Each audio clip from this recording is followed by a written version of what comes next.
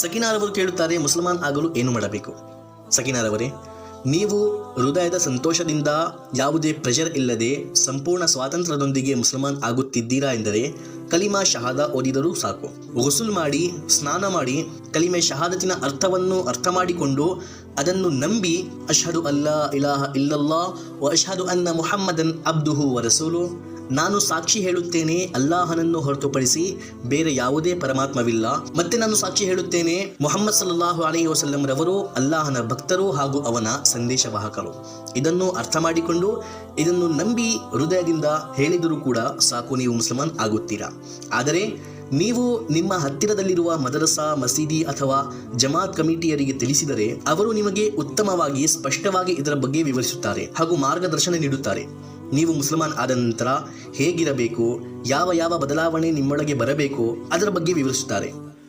ಆಕಸ್ಮಿಕವಾಗಿ ನೀವು ಯಾರಿಗೂ ತಿಳಿಯದೆ ಅಥವಾ ತಿಳಿಸುವ ಸಂದರ್ಭದಲ್ಲಿ ನಿಮಗೆ ತೊಂದರೆ ಆಗುವ ಅನುಮಾನ ಇರುವ ಸಂದರ್ಭದಲ್ಲಿ ಬರೀ ಈ ಕಲಿಮಾತ್ಗಳನ್ನು, ಇದರ ಅರ್ಥವನ್ನು ಅರ್ಥ ಮಾಡಿಕೊಂಡು ಹೃದಯದಿಂದ ನಂಬಿ ಈ ಕಲಿಮೆ ಶಹಾದತನ್ನು ಹೇಳಿದರೂ ಕೂಡ ಸಾಕು.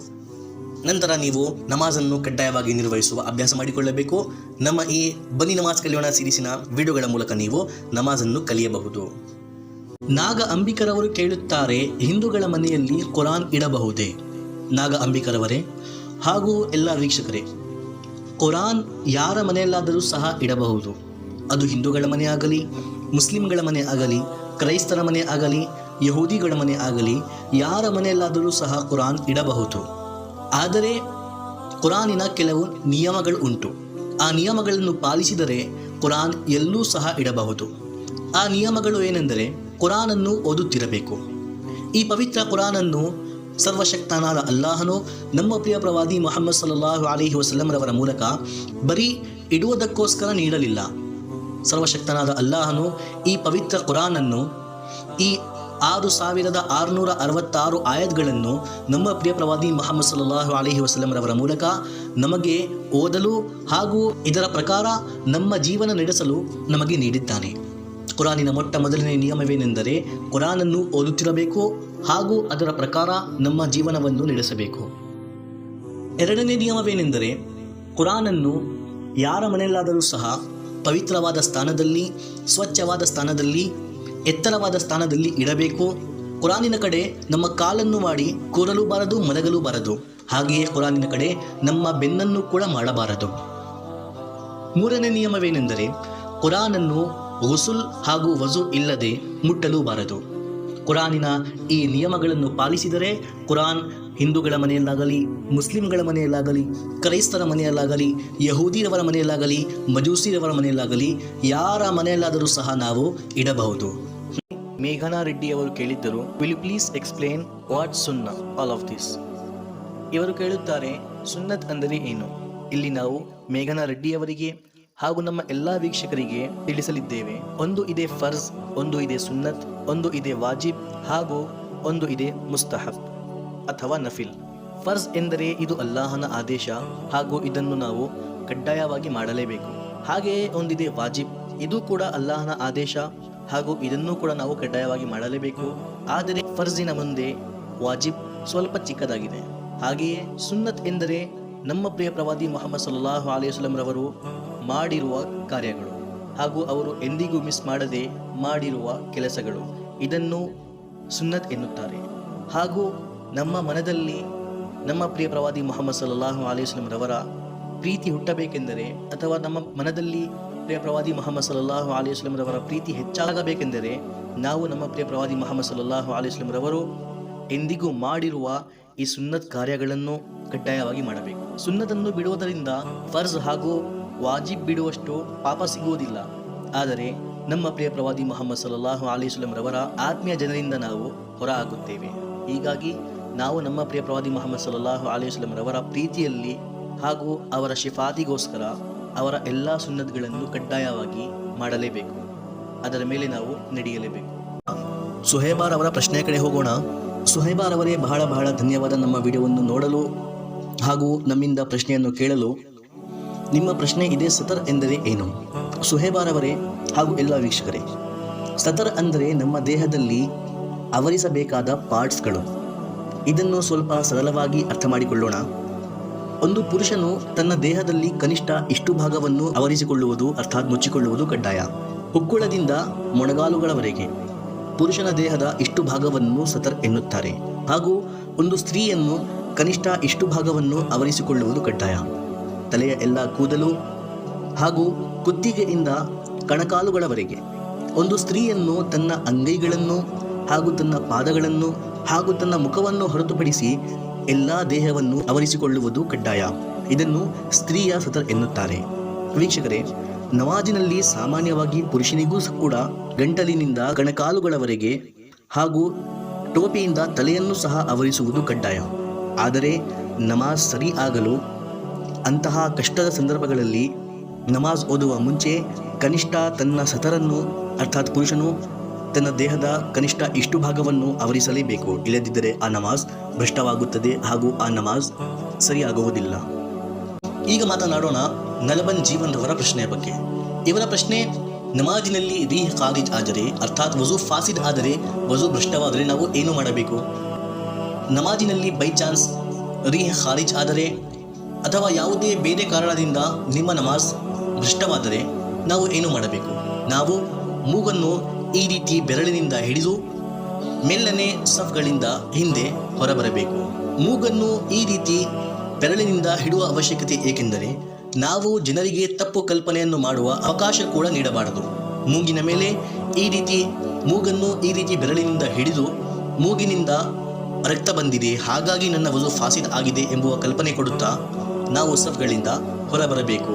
ಇದು ನಮ್ಮ ಪ್ರಿಯ ಪ್ರವಾದಿ ಮುಹಮ್ಮದ್ ಸಲ್ಲಲ್ಲಾಹು ಅಲೈಹಿ ವಸಲ್ಲಂ, ಸಹಾಬಾ ಹಾಗೂ ನಮ್ಮ ಐಮ್ಮಾರವರ ಶಿಕ್ಷೆ. ಮಾರುತಿರವರು ಕೇಳುತ್ತಾರೆ, ಕುರಾನ್ ಓದಲು ಉತ್ತಮವಾದ ಸಮಯ ಬೆಳಿಗ್ಗೆ ಅಥವಾ ಸಂಜೆ?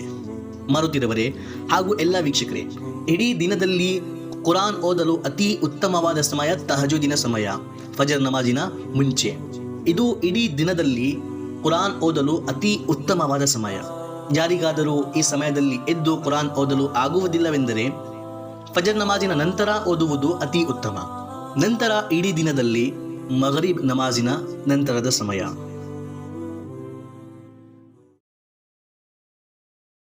ಇನ್ನೊಂದು ಪ್ರಶ್ನೆ ಕೇಳಿದ್ದಾರೆ, ಕುರಾನ್ ಅನ್ನು ವಜು ಇಲ್ಲದೆ ಮುಟ್ಟುವುದು ಹರಾಮ? ಇದರ ಉತ್ತರ ಹೌದು. ವಜು ಇಲ್ಲದೆ ಕುರಾನ್ ಅನ್ನು ಮುಟ್ಟುವ ಹಾಗಿಲ್ಲ. ಹಾಗೂ ಶರಿಯತಿನಲ್ಲಿ ಮಾಡಬಾರದು ಎಂದು ಹೇಳಿರುವ ಕೆಲಸ ಹರಾಮ್ ಆಗುತ್ತದೆ. ಹೀಗಾಗಿ ಕುರಾನ್ ಅನ್ನು ವಜು ಇಲ್ಲದೆ ಮುಟ್ಟುವುದು ಹರಾಮ್. ಮತ್ತು ಇದರಲ್ಲಿ ಗಮನವಿಟ್ಟು ಕೇಳುವ ವಿಷಯವೇನೆಂದರೆ, ವಜು ಇಲ್ಲದಿದ್ದಾಗ ಬೇರೆ ಬಟ್ಟೆಯ ಮೂಲಕ ಕುರಾನ್ ಅನ್ನು ಮುಟ್ಟಬಹುದು. ಆದರೆ ನೀವು ಹಾಕಿರುವ ಗ್ಲೌಸ್ಗಳ ಮೂಲಕ, ನಿಮ್ಮ ಮೈ ಮೇಲಿರುವ ಬಟ್ಟೆಯ ಮೂಲಕ ಮುಟ್ಟಬಾರದು. ಉದಾಹರಣೆಗೆ, ಮಹಿಳೆಯರು ದುಪಟ್ಟ ಅರ್ಥಾತ್ ವೇಲ್ ಹಾಕಿರುತ್ತಾರೆ, ಅಥವಾ ಪುರುಷರು ಕೂಡ ಚಳಿಗಾಲದಲ್ಲಿ ಶಾಲ್ ಹಾಕಿರುತ್ತಾರೆ. ಆ ಶಾಲ್ ಅಥವಾ ಆ ವೇಲ್ ಅಥವಾ ನಿಮ್ಮ ಕೈಯಲ್ಲಿರುವ ಆ ಗ್ಲೌಸ್ ಕೂಡ ಆ ಸಂದರ್ಭದಲ್ಲಿ ಅದು ಕೂಡ ನಿಮ್ಮ ದೇಹದ ಒಂದು ಪಾರ್ಟ್ ಆಗಿರುತ್ತದೆ. ಹೀಗಾಗಿ ಅದರಿಂದ ಕುರಾನ್ ಅನ್ನು ಮುಟ್ಟುವುದು ವಜು ಇಲ್ಲದಿದ್ದಾಗ ಅಮಾನ್ಯವಾಗುತ್ತದೆ. ನೀವು ಹಾಕಿಲ್ಲದ ಬಟ್ಟೆಯಿಂದ ಕುರಾನ್ ಅನ್ನು ವಜು ಇಲ್ಲದಿದ್ದಾಗ ಮುಟ್ಟಬಹುದು. ಅಥವಾ ಹಾಕಿರುವ ಗ್ಲೌಸ್ ಅನ್ನು ನಿಮ್ಮ ಕೈಯಿಂದ ಬಿಚ್ಚಿ ಅದು ಸ್ವಚ್ಛವಾಗಿದ್ದರೆ ಅದರಿಂದ ಕೂಡ ಕುರಾನ್ ಅನ್ನು ಮುಟ್ಟಬಹುದು. ಐ ಹೋಪ್ ವೀಕ್ಷಕರಿಗೆ ಹಾಗೂ ಮೊಹಮ್ಮದ್ ಅಕ್ಬರ್ ಸಾದಿಕ್ ರವರಿಗೆ ವಜು ಇಲ್ಲದಿದ್ದಾಗ ಕುರಾನ್ ಅನ್ನು ಮುಟ್ಟುವುದು ಹೇಗೆ ಇದರ ಬಗ್ಗೆ ಸ್ಪಷ್ಟವಾಗಿ ಅರ್ಥವಾಗಿರಬಹುದು. ಚೇತನ್ ರವರು ಕೇಳುತ್ತಾರೆ, ತುಳು ಭಾಷೆಯಲ್ಲಿ ನಮಾಜ್ ಓದಬಹುದಾ? ಚೇತನ್ ರವರೇ ಹಾಗೂ ಎಲ್ಲ ವೀಕ್ಷಕರೇ, ನಮಾಜಿನಲ್ಲಿ ನಾವು ಅರಬಿ ಭಾಷೆಯನ್ನು ಹೊರತುಪಡಿಸಿ ಬೇರೆ ಯಾವ ಭಾಷೆಯೂ ಉಪಯೋಗಿಸಬಾರದು. ಬೇರೆ ಯಾವುದೇ ಭಾಷೆಯ ಕೆಲವು ಪದಗಳನ್ನು ಸಹ ಉಪಯೋಗಿಸಿದರೂ ನಮಾಜ್ ಭ್ರಷ್ಟವಾಗುತ್ತದೆ. ಹಾಗೂ ಅರಬಿ ಭಾಷೆಯಲ್ಲೂ ಕೂಡ ಏನು ಬೇಕಾದರೂ ಹೇಳುವ ಅಥವಾ ಓದುವ ಹಾಗಿಲ್ಲ. ಕುರಾನಿನ ಆಯತ್ಗಳನ್ನು ಹಾಗೂ ಸಹಿ ಹದೀಸಿನಿಂದ ಸಾಬೀತ್ ಆಗಿರುವ ದುವಾಗಳನ್ನು ಹೊರತುಪಡಿಸಿ ಬೇರೆ ಏನೋದಿದರೂ ಕೂಡ ನಮಾಜ್ ಭ್ರಷ್ಟವಾಗುತ್ತದೆ. ಹಾಗೂ ಕುರಾನಿನ ಆಯತ್ ಅಥವಾ ಹದೀಸಿನಲ್ಲಿರುವ ದುವಾವನ್ನು ಕೂಡ ಬೇರೆ ಉದ್ದೇಶದಿಂದ ಓದಿದರೂ ನಮಾಜ್ ಭ್ರಷ್ಟವಾಗುತ್ತದೆ. ಉದಾಹರಣೆಗೆ, ಕುರಾನಿನಲ್ಲಿ ಒಂದು ಆಯತ್ ಉಂಟು, ಇರ್ಜಿಇ ಇಲಾ ರಬ್ಬಿಕಿ ರಾದಿಯತಂ ಮರ್ದಿಯ. ಇದರಲ್ಲಿ ಇರ್ಜಿಇ ಪದದ ಅರ್ಥ ಮರಳಿ ಹೋಗು. ನಮಾಜ್ ಮಾಡುವಾಗ ಅರಬಿ ಭಾಷೆಯನ್ನು ಉಪಯೋಗಿಸುವ ಮನೆಯಲ್ಲಿ ನಮಾಜ್ ಮಾಡುವಾಗ ಮುಂದೆ ಮಗು ಬಂದರೆ ಆ ಮಗುವನ್ನು ಮರಳಿಸುವ ಉದ್ದೇಶದಿಂದ ಕುರಾನಿನ ಆಯತ್ ಸಹ ಓದಿದರೂ ನಮಾಜ್ ಭ್ರಷ್ಟವಾಗುತ್ತದೆ. ಇರ್ಜಿಇ ಎಂದು ಈ ಆಯತ್ ಕೂಡ ಓದಿದರೂ ಸಹ ನಮಾಜ್ ಭ್ರಷ್ಟವಾಗುತ್ತದೆ. ಏಕೆಂದರೆ ಉದ್ದೇಶ ಅಲ್ಲಾಹನಿಂದ ಮಾತನಾಡುವುದಾಗಿರಲಿಲ್ಲ, ಇಲ್ಲಿ ಉದ್ದೇಶ ಮಗುವಿಂದ ಮಾತನಾಡುವುದಾಗಿತ್ತು.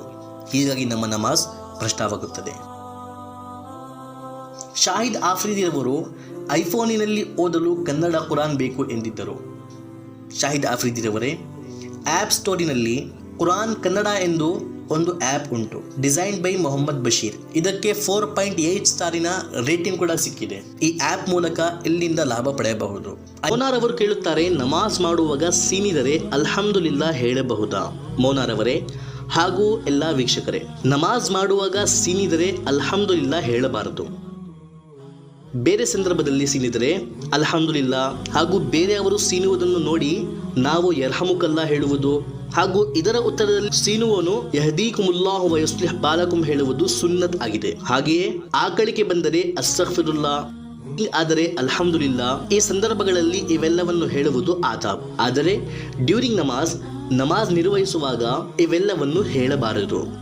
ಎಂ ಹಶ್ಮತ್ ರವರು ಕೇಳುತ್ತಾರೆ, ಹದೀಸಿನ ಅರ್ಥವೇನು? ಎಂ ಹಶ್ಮತ್ ರವರೇ ಹಾಗೂ ಎಲ್ಲ ವೀಕ್ಷಕರೇ, ನಮ್ಮ ಪ್ರಿಯ ಪ್ರವಾದಿ ಮುಹಮ್ಮದ್ ಸಲ್ಲಲ್ಲಾಹು ಅಲೈಹಿ ವಸಲ್ಲಂ ರವರ ಮಾತುಗಳನ್ನು ಹದೀಸ್ ಎನ್ನುತ್ತಾರೆ. ನಮ್ಮ ಪ್ರಿಯ ಪ್ರವಾದಿ ಮುಹಮ್ಮದ್ ಸಲ್ಲಲ್ಲಾಹು ಅಲೈಹಿ ವಸಲ್ಲಂ ರವರು ತನ್ನ ಸಹಾಬಾಗಳಿಂದ ಏನೇನು ಮಾತನಾಡಿದ್ದಾರೆ ಅವೆಲ್ಲವನ್ನು ಸಹಾಬಾ ಸಂಪೂರ್ಣವಾಗಿ ಕ್ಯಾಪ್ಚರ್ ಮಾಡಿಕೊಂಡಿದ್ದಾರೆ. ಹಾಗೂ ಸಹಾಬಾರವರಿಂದ ತಾಬೈನ್ ರವರಿಂದ ತಬೆ ತಾಬೈನ್ ರವರು ಹಾಗೂ ನಂತರ ಎಲ್ಲ ಉಲಮಾಗಳು ನಮ್ಮ ಪ್ರಿಯ ಪ್ರವಾದಿ ಮುಹಮ್ಮದ್ ಸಲ್ಲಲ್ಲಾಹು ಅಲೈಹಿ ವಸಲ್ಲಂ ರವರ ಮಾತುಗಳನ್ನು ಅವರು ಹೇಳಿದ ಪ್ರಕಾರವೇ ಒಂದು ಪದಗಳನ್ನು ಕೂಡ ಸಂಪೂರ್ಣ ಕ್ಯಾಪ್ಚರ್ ಮಾಡಿಕೊಂಡಿದ್ದಾರೆ. ನಮ್ಮ ಪ್ರಿಯ ಪ್ರವಾದಿ ಮುಹಮ್ಮದ್ ಸಲ್ಲಲ್ಲಾಹು ಅಲೈಹಿ ವಸಲ್ಲಂ ರವರ ಆ ಮಾತುಗಳೇ ಇಂದು ನಮ್ಮ ಮುಂದೆ ಹದೀಸಿನ ಪುಸ್ತಕಗಳ ಮೂಲಕ ಕಾಣಿ ಬರುತ್ತವೆ. ಅರ್ಥಾತ್ ನಮ್ಮ ಪ್ರಿಯ ಪ್ರವಾದಿ ಮುಹಮ್ಮದ್ ಸಲ್ಲಲ್ಲಾಹು ಅಲೈಹಿ ವಸಲ್ಲಂ ರವರ ಮಾತುಗಳನ್ನು ಹದೀಸ್ ಎನ್ನುತ್ತಾರೆ. ಹಜಾರೆ ಸಾಬ್ ನದಫ್ ರವರು ಕೇಳುತ್ತಾರೆ, ನಮಾಜ್ ಮಾಡುವುದಕ್ಕೆ ಸೂರ ಬರಲ್ಲ, ಅದಕ್ಕೆ ಏನು ಮಾಡಬೇಕು?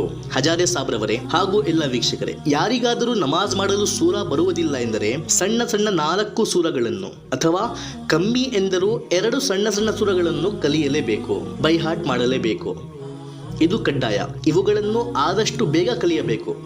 ಹಾಗೂ ಕಲಿಯುವವರೆಗೆ ಸಂಪೂರ್ಣ ನಮಾಜಿನಲ್ಲಿ ಸುಬಹಾನಲ್ಲಾ, ಅಲ್ಹಮ್ದುಲಿಲ್ಲಾ, ಅಲ್ಲಾಹು ಅಕ್ಬರ್, ಲಾ ಹೌಲ ವಲಾ ಕುವತ ಇಲ್ಲಾ ಬಿಲ್ಲಾ ಅಥವಾ ಇದೂ ಕೂಡ ಬರಲ್ಲ ಎಂದರೆ ಬರೀ ಸುಬಹಾನಲ್ಲಾ ಎಂದು ಸಂಪೂರ್ಣ ನಮಾಜನ್ನು ನಿರ್ವಹಿಸಬಹುದು. ಹಾಗೂ ಸಣ್ಣ ಸೂರಗಳನ್ನು ಕಲಿಯುವುದು ಬಹಳ ಸುಲಭ. ಸೂರೆ ಇಖ್ಲಾಸ್, ಸೂರೆ ಕೌಸರ್, ಸೂರೆ ಖುರೈಶ್, ಸೂರೆ ನಸ್ರ್ ಇವುಗಳು ಬಹಳ ಸಣ್ಣ ಹಾಗೂ ಸುಲಭವಾಗಿರುವ ಸೂರಗಳು. ಇದನ್ನು ಸರಳವಾಗಿ ಕಲಿಯಬಹುದು. ನಮ್ಮ ಈ ಕನ್ನಡ ಇಸ್ಲಾಮಿಕ್ ಎಜುಕೇಶನ್ ಚಾನಲಿನ ಶಾರ್ಟ್ಸ್ಗಳ ಮೂಲಕ ಕೂಡ ನೀವು ಈ ಸೂರಗಳನ್ನು ಕಲಿಯಬಹುದು. ಸಾಹಿರ್ ಅವರು ಕೇಳುತ್ತಾರೆ, ಸಜ್ದಾ ಅಂದರೆ ಏನು? ಇದಕ್ಕೆ ಮಿಡಲ್ ಕ್ಲಾಸ್ ಪೀಪಲ್ ರವರು ಉತ್ತರಿಸಿದ್ದಾರೆ, ಸಜ್ದಾ ಎಂದರೆ ತಲೆ ಬಾಗುವುದು, ಹೆಡ್ ಡೌನ್ ಮಾಡುವುದು. ಹೌದು, ಇದನ್ನೇ ಸಜ್ದಾ ಎನ್ನುತ್ತಾರೆ. ಇನ್ನೊಂದು ಮೂಲಕ ಅರ್ಥ ಮಾಡಿಕೊಳ್ಳಬೇಕೆಂದರೆ ಸಜ್ದಾ ಎಂದರೆ ನಮನ ಮಾಡುವುದು ಹಾಗೂ ಅಲ್ಲಾಹನನ್ನು ಹೊರತುಪಡಿಸಿ ಬೇರೆ ಯಾರಿಗೂ ನಾವು ನಮನಿಸಬಾರದು, ಅರ್ಥಾತ್ ಸಜ್ದಾ ಮಾಡಬಾರದು. ನೌಶೀನ್ ರವರ ಪ್ರಶ್ನೆ ಇದೆ, ಫಜರ್, ಝೊಹರ್, ಅಸರ್, ಮಗರಿಬ್, ಇಶಾ ಈ ನಮಾಜಿನ ಮೀನಿಂಗ್ ಹೇಳಿ. ಈಗ ನೌಶೀನ್ ರವರ ಪ್ರಶ್ನೆ ಈ ನಮಾಜಿನ ಸಮಯದ ಬಗ್ಗೆ ಅಥವಾ ಈ ನಮಾಜಿನ ಆರ್ಡರ್ ಬಗ್ಗೆ ಅಥವಾ ಈ ನಮಾಜಿನ ಹೆಸರಿನ ಪದಗಳ ಅರ್ಥವೇ ನಮಗೆ ಗೊತ್ತಿಲ್ಲ. ನಾವು ಅವರಿಂದ ಕೇಳಿದ್ದೇವೆ, ಆದರೆ ಅವರು ಏನು ಉತ್ತರ ನೀಡಲಿಲ್ಲ. ಹೀಗಾಗಿ ನಾವು ಇಲ್ಲಿ ನೌಶೀನ್ ರವರಿಗೆ ಹಾಗೂ ನಮ್ಮ ಎಲ್ಲ ವೀಕ್ಷಕರಿಗೆ ಈ ನಮಾಜ್ಗಳ ಸಮಯ ಹಾಗೂ ಆರ್ಡರ್ನಲ್ಲಿ ಈ ನಮಾಜ್ಗಳ ಲಿಸ್ಟ್ ಹಾಗೂ ಈ ನಮಾಜ್ಗಳ ಪದದ ಅರ್ಥ, the meaning of these words ಇವೆಲ್ಲವನ್ನು ವಿವರಿಸುತ್ತೇವೆ. ವೀಕ್ಷಕರೇ ಹಾಗೂ ನೌಶೀನ್ ರವರೇ, ಈ 5 ನಮಾಜ್ಗಳಲ್ಲಿ ಮೊಟ್ಟ ಮೊದಲಾಗಿ ಬರುವುದು ಫಜರ್, ನಂತರ ಝೊಹರ್, ನಂತರ ಅಸರ್, ನಂತರ ಮಗರಿಬ್, ನಂತರ ಇಶಾ. ಹಾಗೂ ಈ ಜುಮಾ ನಮಾಜ್ ಒಂದು ವಾರದಲ್ಲಿ ಶುಕ್ರವಾರದ ದಿನ ಫ್ರೈಡೆ ಝೊಹರ್ ನಮಾಜಿನ ಬದಲು ಓದುವುದು ನಮಾಜ್. ಇದು ಅಧಿಕ ಜನರಿಗೆ ತಿಳಿದಿರಬಹುದು ಹಾಗೂ ಇದರ ಸಮಯವೂ ಕೂಡ ತಿಳಿದಿರಬಹುದು. ಫಜರ್ ನಮಾಜಿನ ಸಮಯ ಸೂರ್ಯೋದಯದ ಮುಂಚೆ, ಝೊಹರ್ ನಮಾಜಿನ ಸಮಯ ಬರಾಬ್ಬರಿ ಮಧ್ಯಾಹ್ನ, ಅಸರ್ ನಮಾಜಿನ ಸಮಯ ಮಧ್ಯಾಹ್ನದ ಕೊನೆಯ ಭಾಗದಲ್ಲಿ, ಮಗರಿಬ್ ನಮಾಜಿನ ಸಮಯ ಸೂರ್ಯಾಸ್ತದ ನಂತರ, ಇಶಾ ನಮಾಜಿನ ಸಮಯ ರಾತ್ರಿಯ ಆರಂಭದಲ್ಲಿ ನಕ್ಷತ್ರಗಳು ಕಾಣಿದ ನಂತರ, ಹಾಗೂ ಜುಮಾ ನಮಾಜಿನ ಸಮಯ ಶುಕ್ರವಾರ ಬರೀ ವಾರದಲ್ಲಿ ಒಂದೇ ದಿನ ಝೊಹರ್ ನಮಾಜಿನ ಬದಲು. ಈ 6 ನಮಾಜ್ಗಳು ಇವು ಅವುಗಳ ಹೆಸರು. ಈಗ ಈ ಪದಗಳ ಅರ್ಥವೇನೆಂದರೆ ನಾವು ಇದನ್ನು ಫಜರ್ ಎನ್ನುತ್ತೇವೆ, ಆದರೆ ಅರಬಿನಲ್ಲಿ ಇದನ್ನು ಪರ್ಫೆಕ್ಟ್ ಆಗಿ ಫಜ್ರ್ ಎಂದು ಪ್ರೊನೌನ್ಸ್ ಮಾಡುತ್ತಾರೆ. ಈ ಫಜ್ರ್ ಪದದ ಅರ್ಥ ಸೂರ್ಯೋದಯ ಅಥವಾ ಆರಂಭ ಅಥವಾ ಬೆಳಗ್ಗೆ ಅಥವಾ ಬೆಳಕು. ಈ 4 ಅರ್ಥವು ಈ ನಮಾಜಿನ ಸಮಯದಲ್ಲಿ ಮ್ಯಾಚ್ ಆಗುತ್ತದೆ. ಸೂರ್ಯೋದಯದ ಸಮಯವಾಗಿರುತ್ತದೆ, ದಿನದ ಆರಂಭವಾಗಿರುತ್ತದೆ, ಬೆಳಕಿನ ಆರಂಭವಾಗಿರುತ್ತದೆ ಹಾಗೂ ಆ ಸಮಯ ಬೆಳಗಿನ ಸಮಯ. ಹೀಗಾಗಿ ಆ ನಮಾಜನ್ನು ಫಜ್ರ್ ಎಂದು ಕರೆಯಲಾಗುತ್ತದೆ. ಇದು ಅಲ್ಲಾಹನ ಕಡೆಯಿಂದ ಇಟ್ಟಿರುವ ಹೆಸರು. ಈ ಎಲ್ಲಾ ನಮಾಜ್ಗಳಿಗೂ ಅಲ್ಲಾಹನು ನೀಡಿದ ಹೆಸರುಗಳು. ಝೊಹರ್ ಪದದ ಅರ್ಥ ಮಧ್ಯಾಹ್ನ. ಅಸ್ರ್ ಪದದ ಅರ್ಥ ಮಧ್ಯಾಹ್ನದ 3ನೇ ಭಾಗ, ಕೊನೆಯ ಭಾಗ. ಮಗರಿಬ್ ಪದದ ಅರ್ಥ ಸೂರ್ಯಾಸ್ತ ಆಗುವ ಜಾಗ ಅಥವಾ ಸೂರ್ಯಾಸ್ತದ ಸಮಯ ಅಥವಾ ಸೂರ್ಯಾಸ್ತದ ಆಯಾಮ. ಇಶಾ ಪದದ ಅರ್ಥ ರಾತ್ರಿಯ ಮೊದಲನೇ ಭಾಗ. ಹಾಗೂ ಈ ಜುಮಾ ಪದದ ಅರ್ಥ ಜುಮಾ, ಇದು ಆ ದಿನದ ಹೆಸರು, ಶುಕ್ರವಾರ. ಈ ದಿನವನ್ನು ಅರಬಿಯಲ್ಲಿ ಜುಮುಆ ಎಂದು ಕರೆಯಲಾಗುತ್ತದೆ. ಐ ಹೋಪ್ ನೌಶೀನ್ ರವರಿಗೆ ಅವರ ಪ್ರಶ್ನೆಯ ಉತ್ತರ ಸಿಕ್ಕಿರಬಹುದು ಹಾಗೂ ನಮ್ಮ ಎಲ್ಲಾ ವೀಕ್ಷಕರಿಗೂ ಅವರ ಜೊತೆ ಸ್ಪಷ್ಟವಾಗಿ ಅರ್ಥವಾಗಿರಬಹುದು. ಇನ್ನು ನಿಮ್ಮ ಏನಾದರೂ ಪ್ರಶ್ನೆ ಇದ್ದರೆ ಕಮೆಂಟ್ ಬಾಕ್ಸ್ ಮೂಲಕ ನಮ್ಮಿಂದ ಕೇಳಬಹುದು. ನಾವು ನೆಕ್ಸ್ಟ್ ಪಾರ್ಟಿನಲ್ಲಿ ಅದನ್ನು ಕವರ್ ಮಾಡುತ್ತೇವೆ. ಸಮಯ ಇಲ್ಲದಿದ್ದಾಗ ಎಲ್ಲಾ ನಮಾಜ್ಗಳಲ್ಲಿ ಕಡ್ಡಾಯವಾಗಿ ನಿರ್ವಹಿಸಬೇಕಾದ ನಮಾಜ್ಗಳ ಬಗ್ಗೆ ತಿಳಿಸಿರಿ ನೌಶೀನ್ ರವರೇ ಹಾಗೂ ಎಲ್ಲ ವೀಕ್ಷಕರೇ. ಸಮಯ ಇಲ್ಲದಿದ್ದಾಗ ಕಡ್ಡಾಯವಾಗಿ ನಿರ್ವಹಿಸಲೇಬೇಕಾದ ನಮಾಜ್ 20 ರಕಾತ್ ನಮಾಜ್ ಒಂದು ದಿನದಲ್ಲಿ. ಪ್ರತಿಯೊಂದು ಸಂದರ್ಭದಲ್ಲೂ ಕೂಡ ಈ 20 ರಕಾತ್ ನಮಾಜ್ ಅನ್ನು ನಾವು ಕಡ್ಡಾಯವಾಗಿ ನಿರ್ವಹಿಸಲೇಬೇಕು. ಇಲ್ಲದಿದ್ದರೆ ನಾವು ಮಹಾಪಾಪಿಯ ಲಿಸ್ಟ್ ನಲ್ಲಿ ಕೌಂಟ್ ಆಗುತ್ತೇವೆ. ಆ 20 ರಕಾತ್ ನಮಾಜ್ ಯಾವುದೆಂದರೆ ಫಜರಿನ 2 ರಕಾತ್ ಫರ್ಜ್ ನಮಾಜ್, ಝೊಹರಿನ 4 ರಕಾತ್ ಫರ್ಜ್ ನಮಾಜ್, ಅಸರಿನ 4 ರಕಾತ್ ಫರ್ಜ್ ನಮಾಜ್, ಮಗರಿಬಿನ 3 ರಕಾತ್ ಫರ್ಜ್ ನಮಾಜ್, ಇಶಾವಿನ 4 ರಕಾತ್ ಫರ್ಜ್ ನಮಾಜ್ ಹಾಗೂ ಅದರ ಜೊತೆ 3 ರಕಾತ್ ವಾಜಿಬುಲ್ ವಿತ್ರ್ ನಮಾಜ್. ಹೇಗೆಂದರೆ ವಾಜಿಬ್ ಕೂಡ ಫರ್ಜಿನ ಸಮಾನವೇ. ಈ 20 ರಕಾತ್ ನಮಾಜನ್ನು ನಾವು ಕಡ್ಡಾಯವಾಗಿ ಪ್ರತಿಯೊಂದು ಸಂದರ್ಭದಲ್ಲೂ ನಿರ್ವಹಿಸಲೇಬೇಕು. ಮೂರನೇ ಪ್ರಶ್ನೆ ಏನೆಂದರೆ 2 ರಕಾತ್ ಪೂರ್ಣವಾಯಿತು ಎಂದು ಹೇಗೆ ತಿಳಿಯಬೇಕು? ನೌಶೀನ್ ರವರೇ ಹಾಗೂ ಎಲ್ಲ ವೀಕ್ಷಕರೇ, 2ನೇ ರಕಾತಿನಲ್ಲಿ ಅತ್ತಹಿಯಾತ್ ಓದಿದ ನಂತರ, ಅತ್ತಹಿಯಾತ್ ಎಂದರೆ ಅತ್ತಹಿಯಾತು ಲಿಲ್ಲಾಹಿ, ಇಲ್ಲಿಂದ ಅಬ್ದುಹು ವ ರಸೂಲು, ಈ ಅಬ್ದುಹು ವ ರಸೂಲು ಓದಿದ ನಂತರ ನಿಮ್ಮ 2 ರಕಾತ್ ಸಂಪೂರ್ಣವಾಯಿತು. ಇಲ್ಲಿಂದ ಎದ್ದು ನಿಂತಿದ ಮೇಲೆ ನಿಮ್ಮ 3ನೇ ರಕಾತ್ ಪ್ರಾರಂಭವಾಗುತ್ತದೆ. ಈಸಿ ಆಗಿ ನಿಯತ್ ಯಾವ ರೀತಿ ಮಾಡಬೇಕು? ವೀಕ್ಷಕರೇ, ನಿಯತ್ ಎಂದರೆ ಉದ್ದೇಶ, ಮನದಲ್ಲಿ ಮಾಡುವ ಉದ್ದೇಶ. ಬಾಯಿಯಿಂದ ಹೇಳಲೇಬೇಕಂತ ಏನಿಲ್ಲ.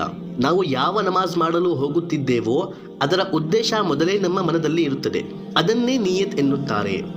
ಹಾಗೂ ಇಲ್ಲಿ ನಮ್ಮ ಪುರುಷರಿಗೆ ಗಮನ ಕೊಡಬೇಕಾದ ವಿಷಯವೇನೆಂದರೆ, ಇದೇ ಕಾರಣದಿಂದ ಸಂಪೂರ್ಣ ನಿಯತ್ ಬಾಯಿಯಿಂದ ಹೇಳುವ ಪ್ರಯತ್ನದಲ್ಲಿ ನಮ್ಮ ಜಮಾತಿನ ನಮಾಜ್ ಮಿಸ್ ಆಗುತ್ತದೆ. ಇಮಾಮಿನ ಹಿಂದೆ ಇಮಾಮ್ ರುಕುಗೆ ಹೋಗಿರುತ್ತಾರೆ ಹಾಗೂ ನಾವು ನಿಧಾನವಾಗಿ ಸಂಪೂರ್ಣವಾಗಿ ನಿಯತ್ ಬಾಯಿಂದ ಹೇಳುವ ಪ್ರಯತ್ನದಲ್ಲಿ ರಕಾತನ್ನು ಮಿಸ್ ಮಾಡಿಕೊಳ್ಳುತ್ತೇವೆ, ಮಸ್ಬೂಹ್ ಆಗುತ್ತೇವೆ. ಗಮನವಿರಲಿ, ಬಾಯಿಯಿಂದ ನಿಯತ್ ಹೇಳುವುದು ಉತ್ತಮ, ಆದರೆ ಸಮಯ ಇರುವ ಸಂದರ್ಭದಲ್ಲಿ. ಬಾಯಿಯಿಂದ ನಿಯತ್ ಹೇಳುವುದಕ್ಕಿಂತ ಮಹತ್ವಪೂರ್ಣವಾಗಿರುವುದು ಜಮಾಅತಿನ ನಮಾಜ್. ಈ ಸಂದರ್ಭದಲ್ಲಿ ಸಂಪೂರ್ಣ ನಿಯತ್ ಬಾಯಿಯಿಂದ ನಿಧಾನವಾಗಿ ಹೇಳುವ ಕಾರಣ ನಾವು ರಕಾತನ್ನು ಬಿಡುವ ಹಾಗಿಲ್ಲ, ಮಿಸ್ ಮಾಡಿಕೊಳ್ಳುವ ಹಾಗಿಲ್ಲ. ಹಾಗೂ ನೀವು ಬಾಯಿಯಿಂದ ಸರಳವಾಗಿ ನಿಯತ್ ಹೇಳುವ ಬಗ್ಗೆ ಕೇಳುತ್ತಿದ್ದೀರಾ ಎಂದರೆ, ನಿಮ್ಮ ಭಾಷೆಯಲ್ಲಿ, ನಿಮಗೆ ಅನುಕೂಲವಾಗುವ ಭಾಷೆಯಲ್ಲಿ, ನಾನು ಈ ನಮಾಜಿನ ಇಷ್ಟು ರಕಾತ್ ಓದುತ್ತಿದ್ದೇನೆ ಅಲ್ಲಾಹನ ಸಲುವಾಗಿ, ಅಲ್ಲಾಹು ಅಕ್ಬರ್, ಇಷ್ಟೇ ಸಾಕು. ಅವರು ಕೇಳುತ್ತಾರೆ, ಎಷ್ಟು ದಿನಗಳಲ್ಲಿ ಒಮ್ಮೆ ಜಳಕ ಮಾಡಬೇಕು? ದಿನ ಮಾಡಬೇಕಾ? ಭರತ್ರವರೇ ಹಾಗೂ ಎಲ್ಲ ವೀಕ್ಷಕರೇ, ನಮ್ಮ ಪ್ರಿಯ ಪ್ರವಾದಿ ಮುಹಮ್ಮದ್ ಸಲ್ಲಲ್ಲಾಹು ಅಲೈಹಿ ವಸಲ್ಲಂ ರವರು ಪ್ರತಿದಿನ ಜಳಕ ಮಾಡುತ್ತಿದ್ದರು, ಆದರೆ ಕಡಿಮೆ ನೀರು ಉಪಯೋಗಿಸುತ್ತಿದ್ದರು. ಈಗ ನೀವು ಈ ಸುನ್ನತ್ ಮೇಲೆ ಅಮಲ್ ಮಾಡಬೇಕೆಂದರೆ, ಅರ್ಥಾತ್ ಈ ಸುನ್ನತನ್ನು ಪಾಲಿಸುವುದು ನಿಮ್ಮ ಉದ್ದೇಶವಾಗಿದ್ದರೆ, ನೀವು ಕೂಡ ಕಡಿಮೆ ನೀರು ಉಪಯೋಗಿಸಿ ಪ್ರತಿದಿನ ಸ್ನಾನ ಮಾಡಬೇಕು.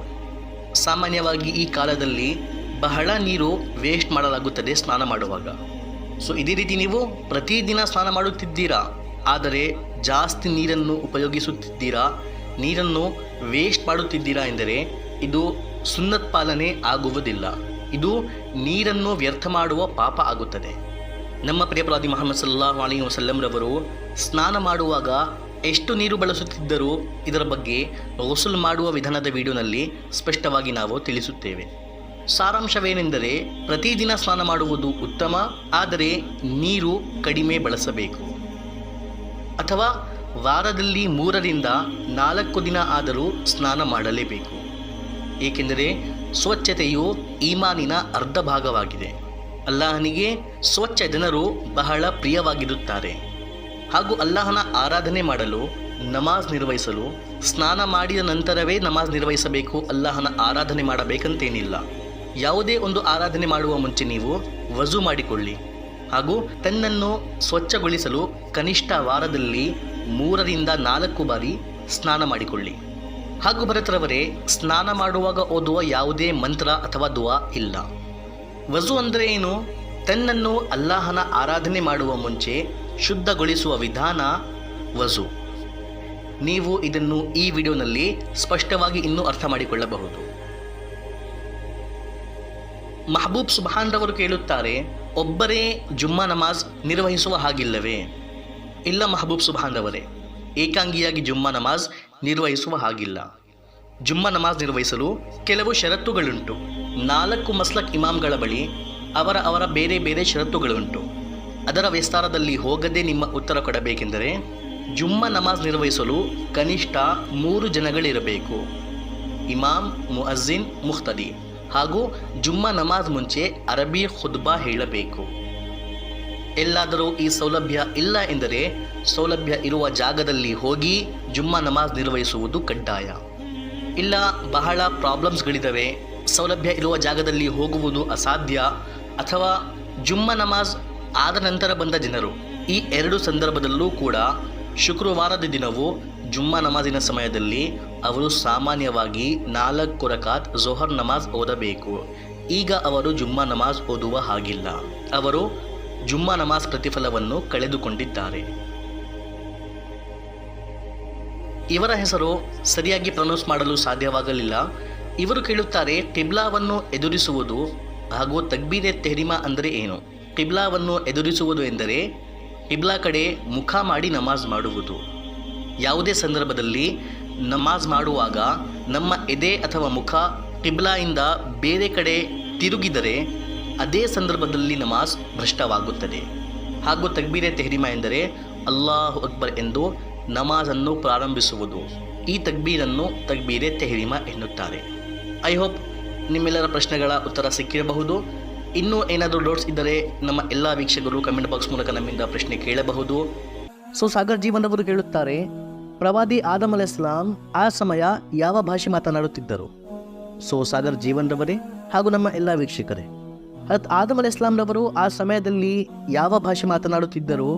ಇದು ಬಹಿರಂಗವಾಗಿ ಯಾವುದೇ ಕುರಾನಿ ಆಯತ್ ಅಥವಾ ಹದೀಸ್ನಲ್ಲಿ ನಮಗೆ ನೋಡಲು ಸಿಗುವುದಿಲ್ಲ.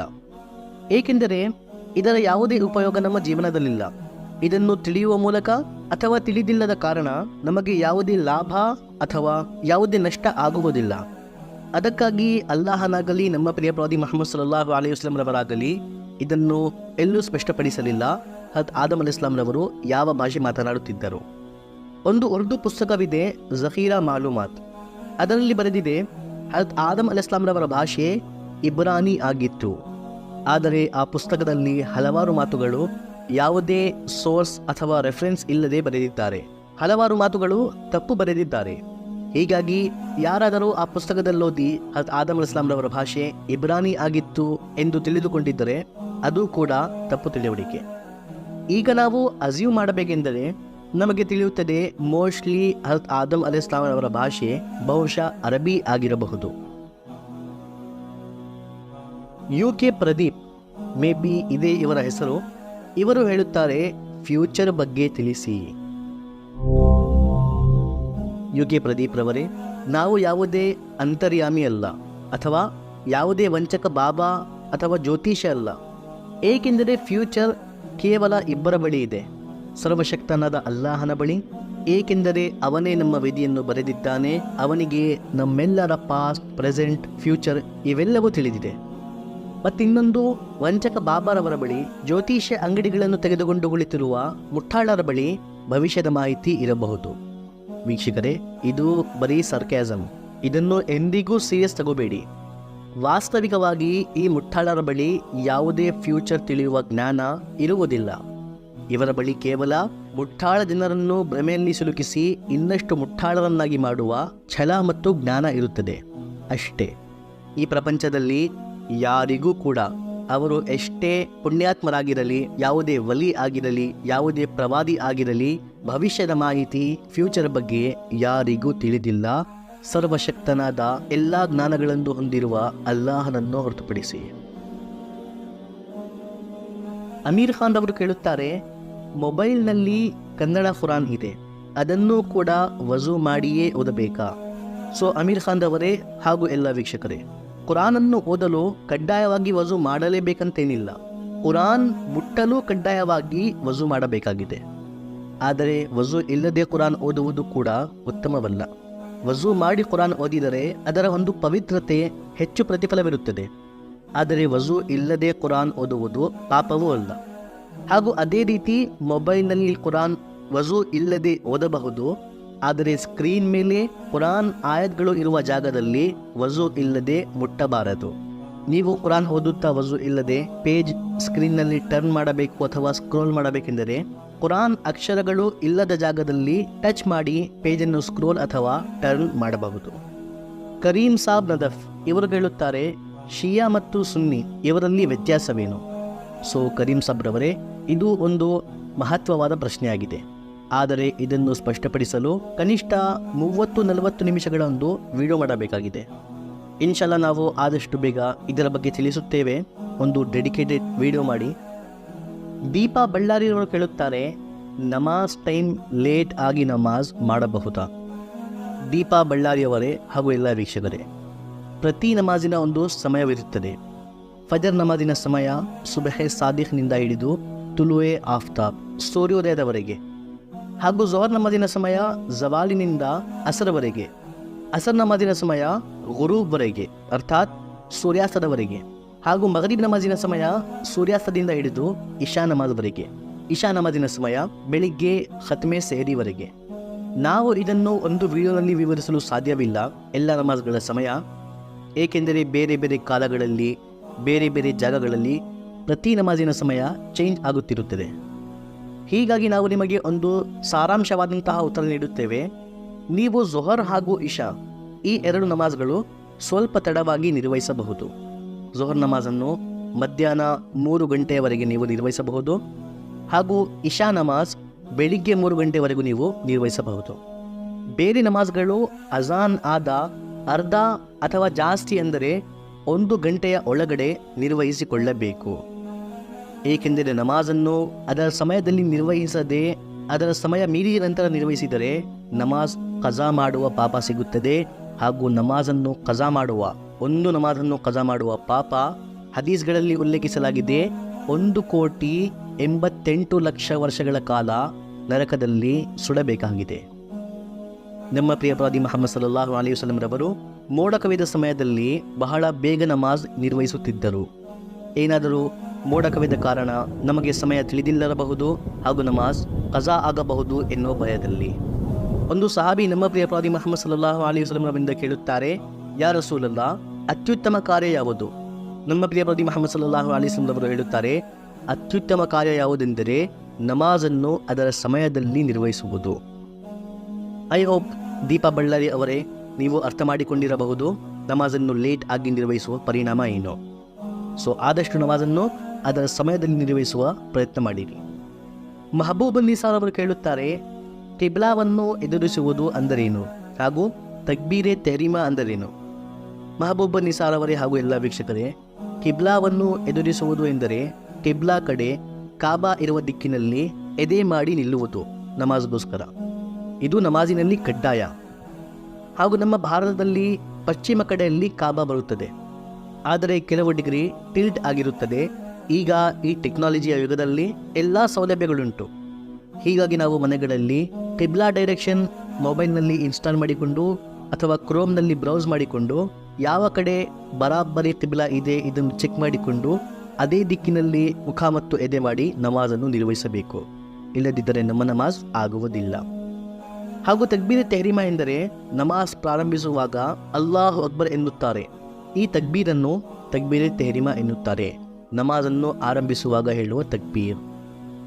ಐ ಹೋಪ್ ಇಲ್ಲಿ ಉಲ್ಲೇಖಿಸಲಾದ ಎಲ್ಲ ನಮ್ಮ ವೀಕ್ಷಕರ ಪ್ರಶ್ನೆಯ ಉತ್ತರ ಅವರಿಗೆ ಸಿಕ್ಕಿರಬಹುದು. ಈ ವಿಡಿಯೋವಿನ ಮಾಧ್ಯಮದಿಂದ ಯಾವುದೇ ಧರ್ಮದ ಅಥವಾ ಯಾವುದೇ ಧರ್ಮಕ್ಕೆ ಸಂಬಂಧಪಟ್ಟ ಪದ್ಧತಿಗಳ ಗೇಲಿ ಮಾಡುವುದು ಅಥವಾ ಹೇಟ್ ಸ್ಪ್ರೆಡ್ ಮಾಡುವುದು ನಮ್ಮ ಉದ್ದೇಶವಲ್ಲ. ಇಸ್ಲಾಮಿನ ತತ್ವಗಳನ್ನು ವಿವರಿಸುವುದು ಇಸ್ಲಾಮನ್ನು ಫಾಲೋ ಮಾಡುವವರನ್ನು ಗೈಡ್ ಮಾಡುವುದು ನಮ್ಮ ಉದ್ದೇಶವಾಗಿದೆ. ಪ್ರತಿಯೊಂದು ಧರ್ಮ ಹಾಗೂ ಆ ಧರ್ಮವನ್ನು ಪಾಲಿಸುವವರಿಗೆ ಗೌರವಿಸುವುದು ನಮ್ಮ ಇಸ್ಲಾಂ, ಕುರಾನ್ ಹಾಗೂ ಅಲ್ಲಾಹನ ಆದೇಶವಾಗಿದೆ. ಮುಂತಾಜ್ರವರು ಹೇಳುತ್ತಾರೆ, ನನ್ನೊಂದು ಪ್ರಶ್ನೆ ಇದೆ.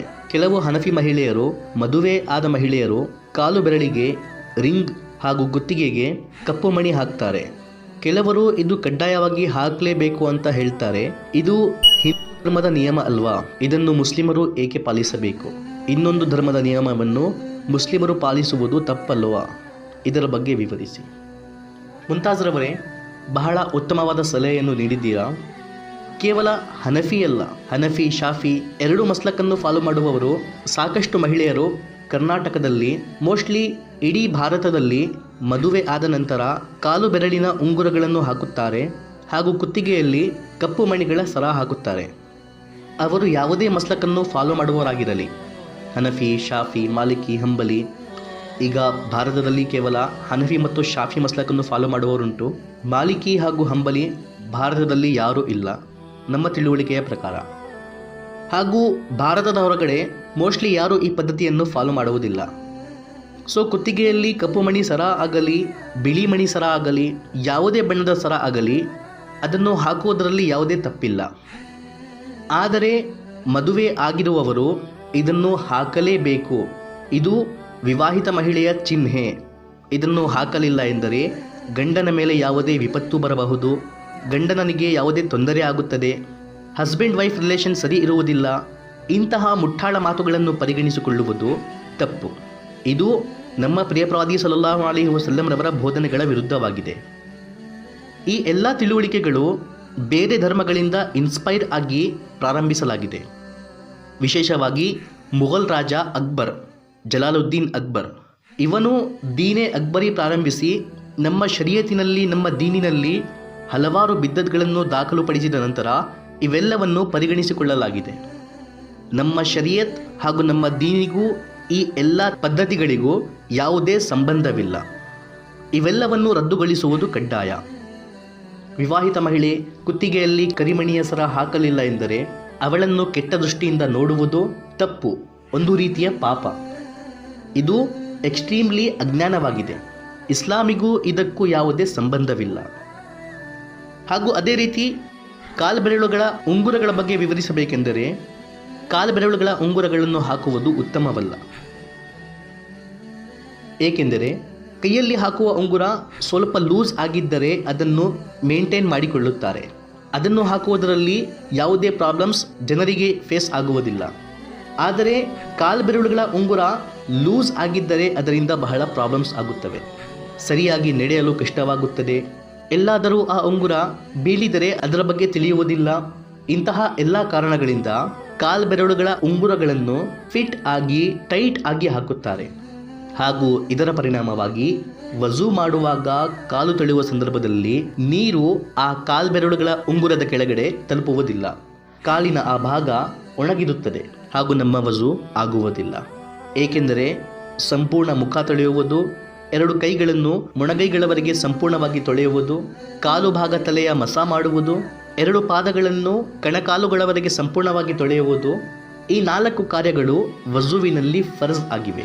ಇವುಗಳಲ್ಲಿ ಒಂದು ಕೂದಲಿನಷ್ಟು ಜಾಗವು ಒಣಗಿದ್ದರೆ ವಜೂ ಆಗುವುದಿಲ್ಲ. ವಜೂ ಆಗುವುದಿಲ್ಲ ಎಂದರೆ ನಮ್ಮ ನಮಾಜ್ ಆಗುವುದಿಲ್ಲ. ನಮ್ಮ ನಮಾಜ್ ಆಗಲಿಲ್ಲ ಎಂದರೆ ನಮ್ಮ ಬೇರೆ ಯಾವುದೇ ಕಾರ್ಯಗಳ ಮಹತ್ವವೇ ಇಲ್ಲ. ಹೀಗಾಗಿ ಕಾಲ್ಬೆರಳುಗಳ ಉಂಗುರಗಳನ್ನು ಮಹಿಳೆಯರು ಹಾಕಲಿಲ್ಲ ಎಂದರೆ ಉತ್ತಮ. ಹಾಕುವುದು ಯಾವುದೇ ಪಾಪ ಅಲ್ಲ. ಆದರೆ ಯಾರಾದರೂ ಕಾಲ್ಬೆರಳುಗಳ ಉಂಗುರಗಳನ್ನು ಹಾಕಲು ಬಯಸಿದರೆ ವಜೂವಿನಲ್ಲಿ ಪಾದಗಳನ್ನು ತೊಳೆಯುವಾಗ ಅವುಗಳನ್ನು ತೆಗೆಯುವುದು ಅಥವಾ ಅವುಗಳನ್ನು ಅಲಾಡಿಸಿ ಅವುಗಳ ಕೆಳಗಡೆ ನೀರನ್ನು ತಲುಪಿಸುವುದು ಕಡ್ಡಾಯ. ಹಾಗೂ ನಾವು ಮೊದಲೇ ಹೇಳಿದಂತೆ ಒಂದು ವಿವಾಹಿತ ಮಹಿಳೆ ಕಾಲ್ಬೆರಳುಗಳ ಉಂಗುರಗಳನ್ನು ಹಾಕಲಿಲ್ಲ ಎಂದರೆ ವಿವಿಧ ರೀತಿಯ ಮುಟ್ಟಾಳ ತಪ್ಪು ತಿಳುವಳಿಕೆಗಳನ್ನು ಪರಿಗಣಿಸಿಕೊಂಡು ಆ ಮಹಿಳೆಯನ್ನು ಕೆಟ್ಟ ದೃಷ್ಟಿಯಿಂದ ನೋಡುವುದು ತಪ್ಪು, ಅಜ್ಞಾನ ಮತ್ತು ಒಂದು ರೀತಿಯ ಪಾಪ.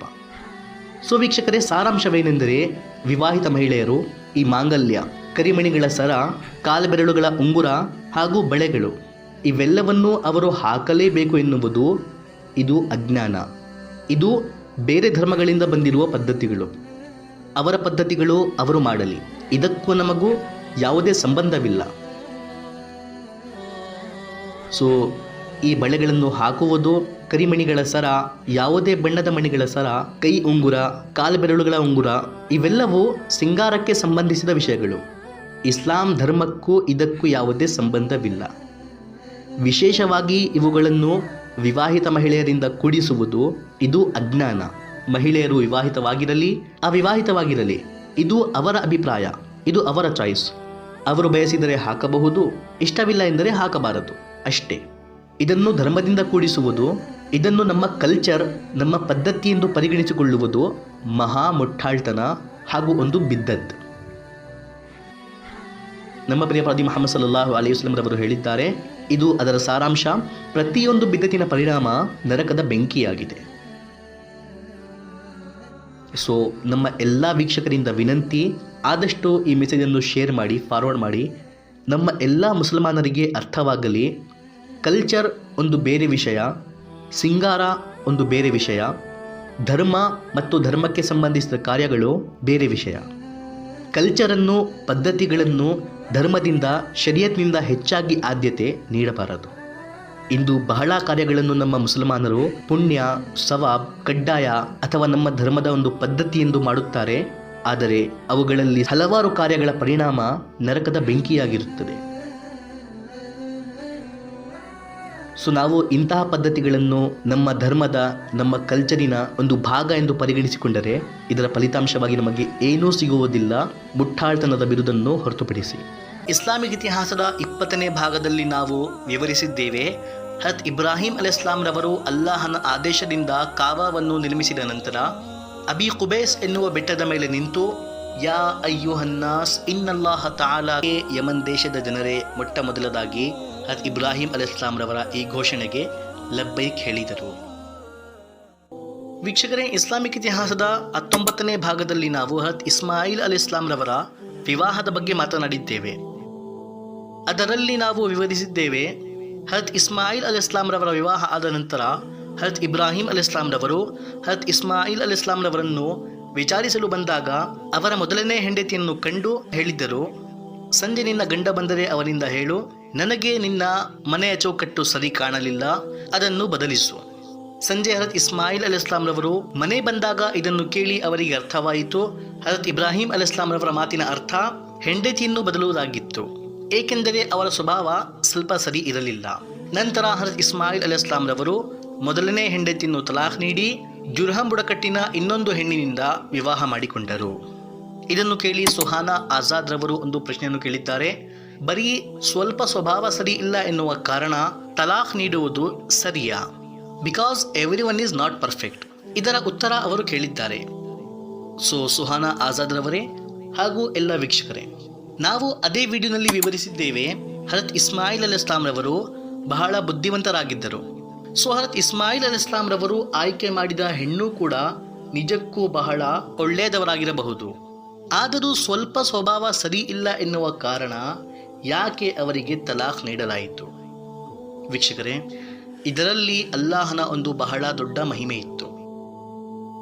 ಅದೇನೆಂದರೆ, ವಾಸ್ತವಿಕವಾಗಿ ಹಜರತ್ ಇಸ್ಮಾಯಿಲ್ ಅಲೈಹಿಸ್ಸಲಾಂ ರವರ ಜನಾಂಗದಲ್ಲಿ ಸೈಯದುಲ್ ಕೌನೈನ್, ಇಮಾಮುಲ್ ಅಂಬಿಯಾ, ಇಡೀ ಮಾನವ ಜಾತಿಯ ಅತ್ಯಂತ ಶ್ರೇಷ್ಠ, ಉತ್ತಮ ಮತ್ತು ಪವಿತ್ರ ವ್ಯಕ್ತಿ ನಮ್ಮ ಪ್ರಿಯ ಪ್ರವಾದಿ ಮುಹಮ್ಮದ್ ಸಲ್ಲಲ್ಲಾಹು ಅಲೈಹಿ ವಸಲ್ಲಂ ರವರನ್ನು ಹುಟ್ಟಿಸುವುದು ಅಲ್ಲಾಹನ ಉದ್ದೇಶವಾಗಿತ್ತು.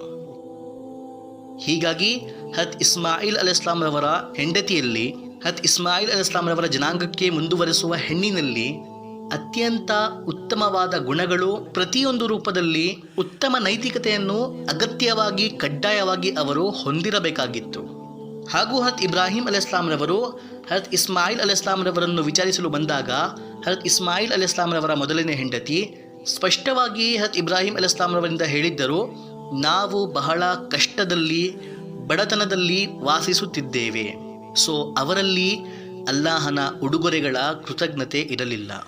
ಮನುಷ್ಯ ಎಷ್ಟೇ ಕಷ್ಟದಲ್ಲಿದ್ದರೂ ಅಲ್ಲಾಹನ ಕೃತಜ್ಞತೆ ಸಲ್ಲಿಸುವುದು ಕಡ್ಡಾಯ. ಹಾಗೂ ಇನ್ನೊಂದು ಕಡೆ ಇನ್ನೊಂದು ಮದುವೆ ಆದ ನಂತರ ಹಜರತ್ ಇಬ್ರಾಹಿಂ ಅಲೈಹಿಸ್ಸಲಾಂರವರು ಪುನಃ ವಿಚಾರಿಸಲು ಬಂದಾಗ ಹಜರತ್ ಇಸ್ಮಾಯಿಲ್ ಅಲೈಹಿಸ್ಸಲಾಂರವರ ಎರಡನೇ ಹೆಂಡತಿ ಅವರು ಕೂಡ ಬಹಳ ಕಷ್ಟದ ನಡುವೆ ಜೀವನ ನಡೆಸುತ್ತಿದ್ದರು. ಹಜರತ್ ಇಬ್ರಾಹಿಂ ಅಲೈಹಿಸ್ಸಲಾಂರವರಿಂದ ಹೇಳಿದರು, ಅಲ್ಹಮ್ದುಲಿಲ್ಲಾ, ನಾವು ಉತ್ತಮವಾದ ಜೀವನವನ್ನು ನಡೆಸುತ್ತಿದ್ದೇವೆ. ಹಾಗೂ ಅವರು ಅಲ್ಲಾಹನ ಮಹಿಮೆಯನ್ನು ಹೊಗಳಿದ್ದರು. ತನ್ನ ಕಷ್ಟಗಳ, ತನ್ನ ಬಡತನದ ಗೀತೆ ಹಾಡಲಿಲ್ಲ.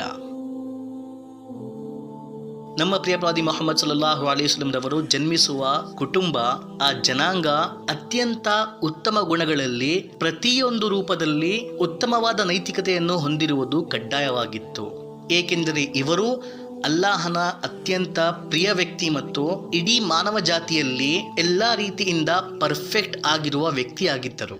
ಕಯಾಮತ್ವರೆಗೂ ಇಡೀ ಮಾನವ ಜಾತಿಗೆ ಇವರು ಐಡಲ್ ಆಗಲಿದ್ದರು.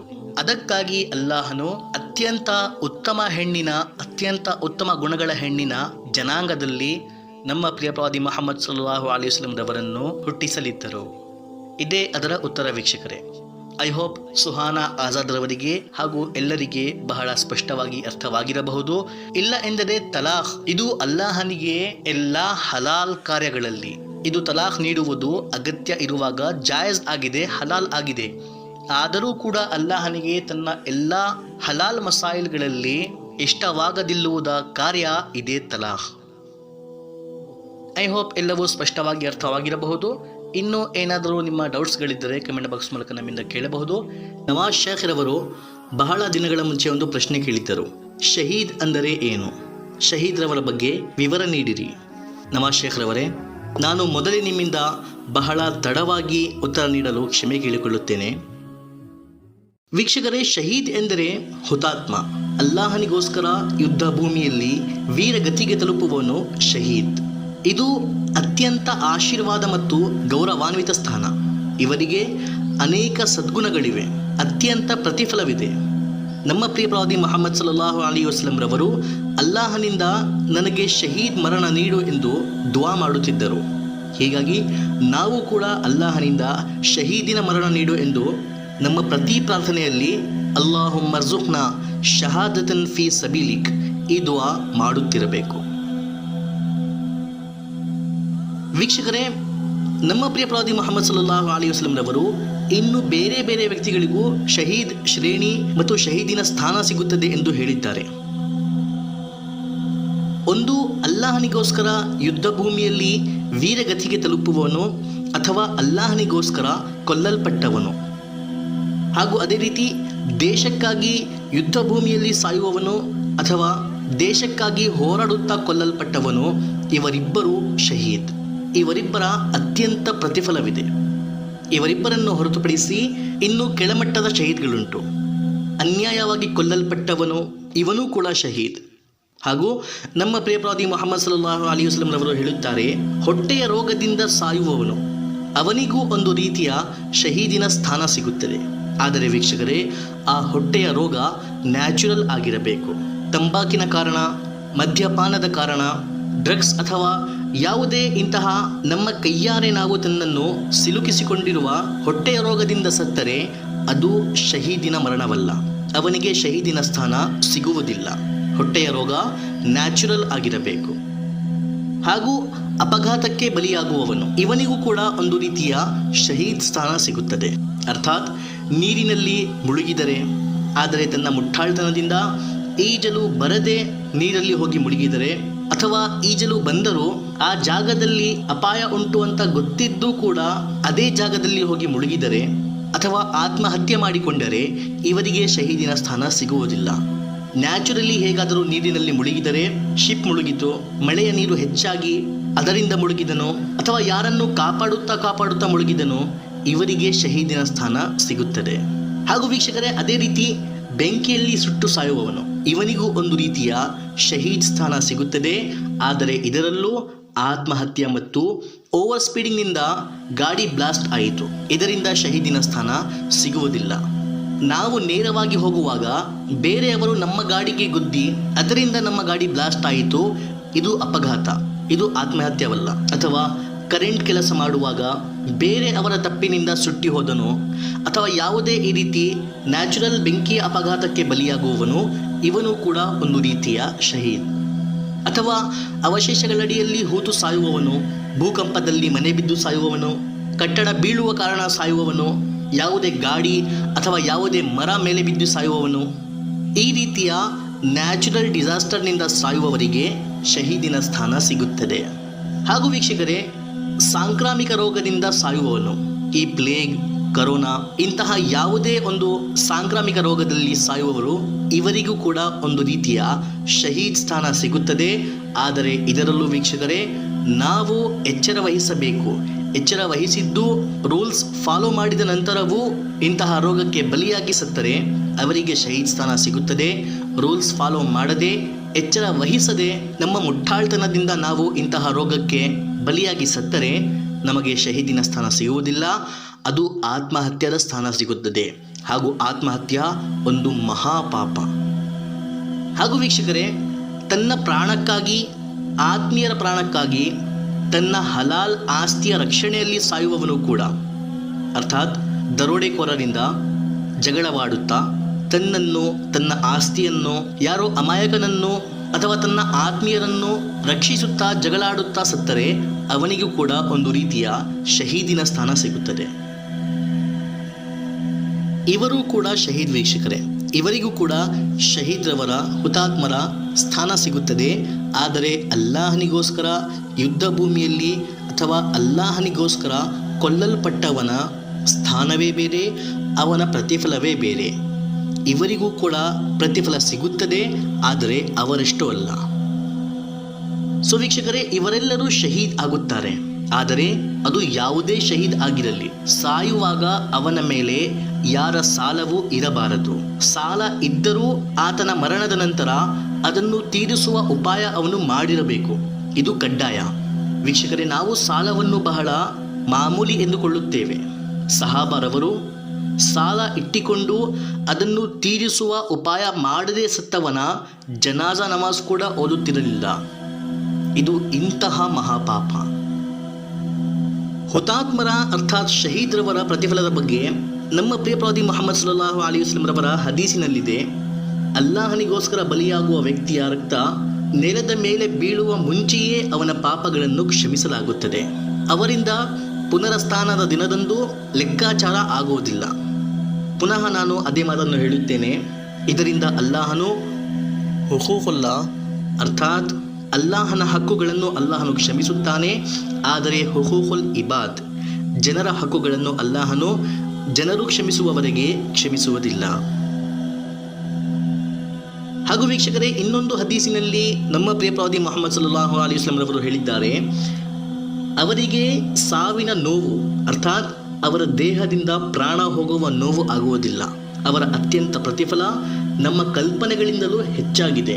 ಕುರಾನಿನಲ್ಲಿ ಅವರನ್ನು ಮುರ್ದ ಅರ್ಥಾತ್ ಸತ್ತವರು ಎಂದು ಹೇಳಬೇಡಿ ಎಂದು ಅಲ್ಲಾಹನ ಆದೇಶವಿದೆ. ಅವರನ್ನು ಹುತಾತ್ಮರು ಎಂದಿರಿ.